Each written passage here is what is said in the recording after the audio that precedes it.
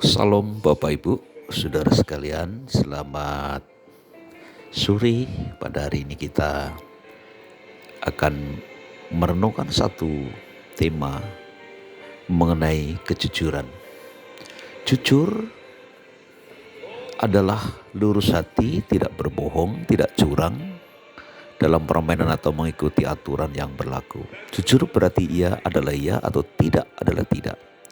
Ada statement dunia mengatakan bahwa orang jujur pada hari ini adalah langka. Seandainya ada orang jujur, tentunya itu adalah orang yang bodoh. Seandainya ada orang jujur, pasti hidupnya hancur. Nah, lawan dari jujur adalah dusta atau bohong. Berkata dusta adalah apa yang dikatakan bibir berbeda dengan isi hatinya. Dalam Matius pasal 5 ayat 37, Bapak Ibu bisa baca, kalau iya katakan iya, kalau tidak katakan tidak. Selebihnya dari si jahat. Kita akan belajar merenungkan apa itu jujur sebenarnya.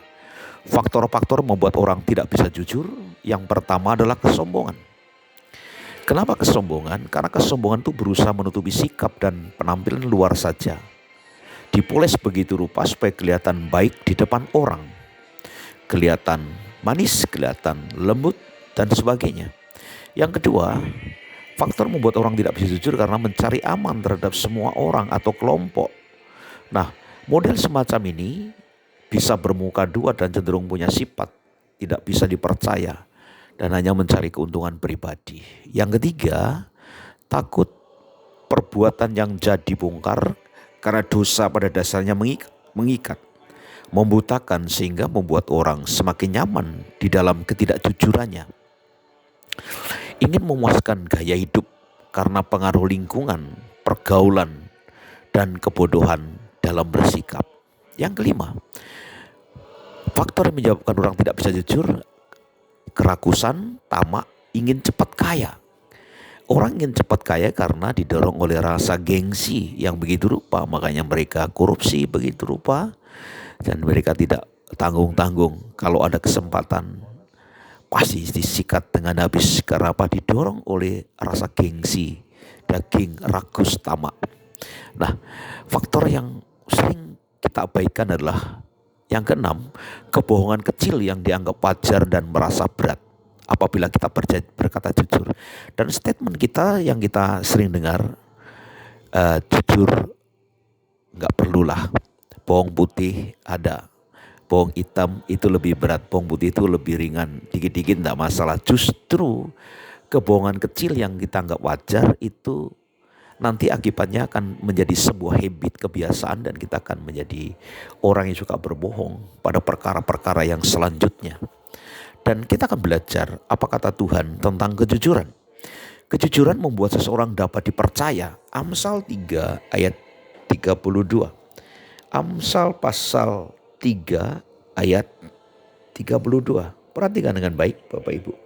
Bahwa kita akan belajar satu kebenaran yang membuat kita semakin diberkati Tuhan. Saya bacakan di sini, karena orang yang sesat adalah kekejian bagi Tuhan, tapi dengan orang jujur ia bergaul erat. Itu dia. Terus Amsal 14 ayat ke-11 dikatakan begini, rumah orang fasik akan musnah tapi kemah orang jujur akan mekar. Contoh Yusuf di rumah Potifar, dan karena begitu rupa disertai Tuhan, jujur. Kalau orang disertai Tuhan pasti menjaga kekudusan hatinya. Dan di dalam penjara pun dia juga dibela oleh Tuhan karena kejujurannya. Yang kedua, orang jujur sifatnya pasti tulus. Nah itu dia. Orang jujur pasti tulus hatinya. Menurut dalam Amsal 11 ayat 3 dikatakan begini, orang yang jujur dipimpin oleh ketulusannya, tapi pengkhianat dirusak oleh kecurangannya. Orang yang tulus pasti jujur. Orang yang jujur pasti tulus. Itu begitu rupa. Dan yang harus kita waspadai, apakah orang-orang di sekitar kita ketulusannya itu menandakan kejujuran atau ada udang di balik batu itu semuanya. Nah Bapak Ibu yang tentunya yang tahu, kita mesti hati-hati menghadapi orang-orang di sekitar kita. Yang ketiga adalah orang jujur itu dilindungi Tuhan. Orang jujur dilindungi Tuhan. Nah ini hal yang luar biasa sekali. Orang jujur dilindungi Tuhan. Kenapa kok dilindungi Tuhan? Ya karena Tuhan bergaul karib dengan dia. Tuhan bergaul karib dengan dia. Mari kita lihat Mazmur 37 ayat 14 sampai 15.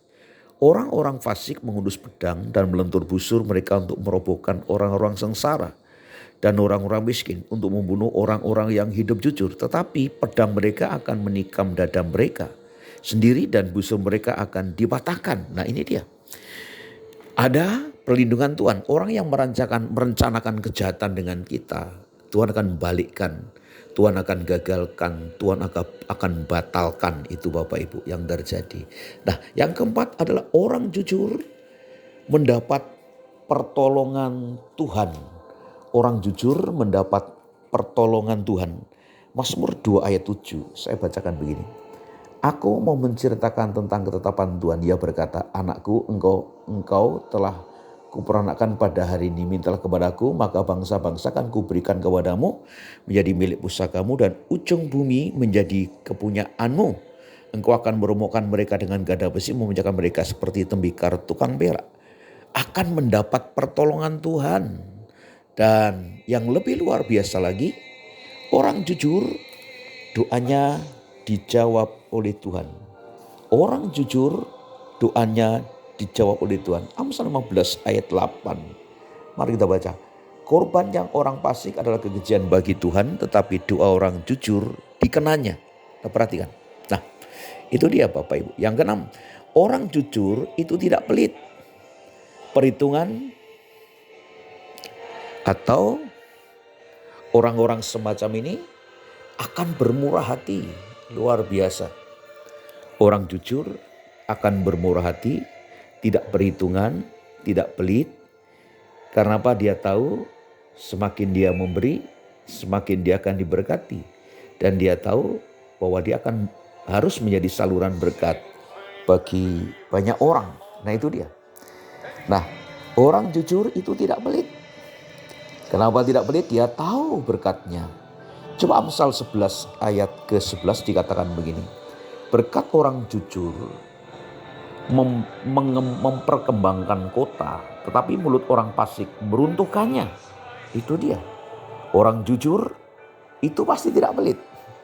Kalau kita pelit pasti tidak jujur, karena orang yang semakin kaya kalau dia tidak mengenal kebenaran, dia akan semakin pelit karena dia berpikir ini jeripaya saya, ini saya banting tulang, saya kerja keras, ngapain mesti dikasih orang dan sebagainya. Jadi betapa penting kita belajar hari-hari ini ya. Ada dua tokoh Alkitab yang jujur, itu dia. Dua tokoh Alkitab yang jujur, yang pertama namanya Zakius, nah itu dia. Zakius ya, dalam Lukas pasal ke-19 ayat 1 sampai 10. Nih Bapak Ibu bisa lihat. Zakius Lukas 19 ayat 1 sampai 10. Bagaimana Zakius berjumpa dengan Yesus dan dia ketika berjumpa dengan Yesus, dia terima Yesus dengan gembira. Dia terima Yesus dengan gembira dan Yesus berkata, hari ini telah terjadi keselamatan kepada rumah ini. Karena rumah ini adalah, orang ini pun adalah anak Abraham. Nah ini keturunan Abraham ya. Makanya respon dari Zakius itu luar biasa. Responnya apa? Dia akan kembalikan apa yang pernah dicuri, apa yang pernah diambil 4 kali lipat. Dia begitu jujur. Jujur dia orang jahat, jujur dia orang yang bahwa dia merasa ini paling berdosa selama ini dan sebagainya. Dan apa yang dituduhkan orang itu dia terima semuanya karena dia mengalaminya. Yang kedua adalah Ananias dan Sapira. Nah Bapak Ibu, tentunya kita tidak asing lagi dengan cerita ini. Ananias dan Sapira dalam Kisah Rasul pasal ke-5 ayat 1, Kisah Rasul pasal 5 ayat 1 sampai 11. Seorang Ananias dan Sapira, perhatikan dengan baik ayat-ayat ini. Ada seorang lain bernama Ananias, ia beserta istrinya Sapira menjual sebidang tanah Dengan satu istrinya menahan sebagian dari hasil penjualannya itu dan sebagian lain dibawa ke letakkan di depan rasul-rasul. Tapi Petrus berkata, Ananias, mengapa hatimu dikuasai iblis sehingga engkau mendustai Roh Kudus dan menahan sebagian dari hasil penjualan tanah itu? Selama tanah itu tidak dijual, bukankah ia tetap kepunyaanmu? Dan setelah dijual, bukankah hasilnya tetap dalam kuasamu? Mengapa engkau merencanakan berbuat ini dalam hatimu? Engkau bukan mendustai manusia, tapi mendustai Allah. Ketika mendengar perkataan itu, rebahlah Ananias nyawanya dan putuslah nyawa. Maka sangatlah ketakutan semua orang yang mendengar hal itu. Lalu datanglah beberapa orang muda, mereka mengapani mayat itu, mengusungnya keluar dan pergi. Nah, selanjutnya ini istrinya. Istrinya juga mengalami hal yang sama. Apa yang terjadi? Kata Petrus. Petrus bertanya, katakanlah kepadaku, dengan harga sekian tanah itu kamu jual? Jawab perempuan itu, betul sekian. Rupanya suami istri sekongkol untuk tidak jujur. Ayo Bapak Ibu, sekongkollah untuk berjalan dalam kebenaran Tuhan. Kalau suamimu mulai tidak jujur, tegurlah dia dengan kasih. Istrimu tidak jujur, tegurlah dia dengan kasih. Jangan malah kong kali kong kerjasama supaya enggak jujur. Karena ada orang berkata, ngapain sih perlu kasih gereja, ngapain sih perlu kasih pendeta, ngapain sih bantu orang lain. Bapak Ibu Saudaraku, Tuhan kasih berkat adalah sebuah kesempatan kita untuk menabur. Ketika kita memberi, kita tidak akan kekurangan. Memberilah dengan kejujuran dan ketulusan.